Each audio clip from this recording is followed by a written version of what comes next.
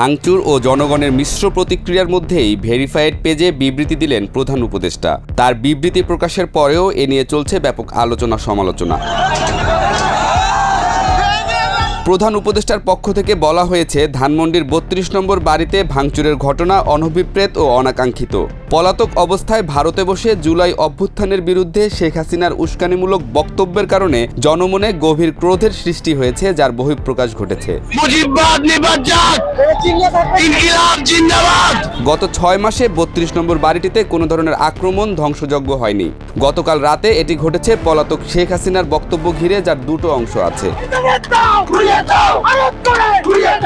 একটি অংশ হলো জুলাই গণ অভ্যুত্থানে যারা আত্মদান করেছেন শেখ হাসিনা তাদেরকে অপমান করেছেন, অবমাননা করেছেন।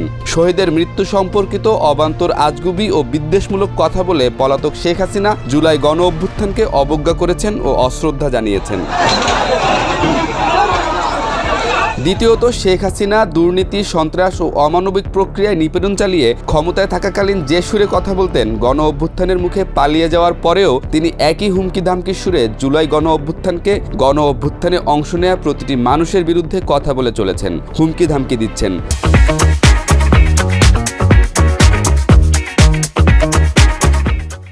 শেখ হাসিনা দেশে অস্থিতিশীলতা সৃষ্টির হুমকি দিয়েছেন। মানুষের মনে জুলাই গণহত্যা নিয়ে যে ক্ষত রয়েছে, সে ক্ষততে শেখ হাসিনা একের পর এক আঘাত করে চলছেন। তার এই সহিংস আচরণের প্রতিক্রিয়া হিসেবে ৩২ নম্বরের বাড়ি ভাঙচুরের ঘটনা ঘটেছে। অন্তর্বর্তী সরকার দেশ ও জনগণের জানমাল রক্ষায় সর্বোচ্চ সতর্ক আছে। আইন শৃঙ্খলা রক্ষাকারী বাহিনী সর্বাত্মকভাবে পরিস্থিতি নিয়ন্ত্রণে আনার যথাযথ চেষ্টা করছে।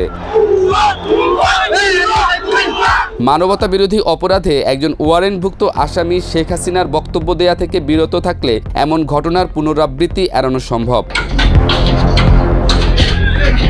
সরকার আশা করে ভারত যেন তার ভূখণ্ডকে বাংলাদেশে অস্থিতিশীলতা সৃষ্টি করে এমন কাজে ব্যবহৃত হতে না দেয় এবং শেখ হাসিনাকে বক্তব্য দেওয়ার সুযোগ না দেয়। অন্তর্বর্তী সরকার ভবিষ্যতে এ ধরনের ঘটনার পুনরাবৃত্তি চায় না।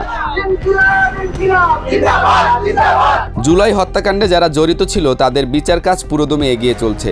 এই বিচার নিশ্চিত করে গণহত্যাকারীদের উপযুক্ত শাস্তি দিতে অন্তর্বর্তী সরকার প্রতিশ্রুতিবদ্ধ।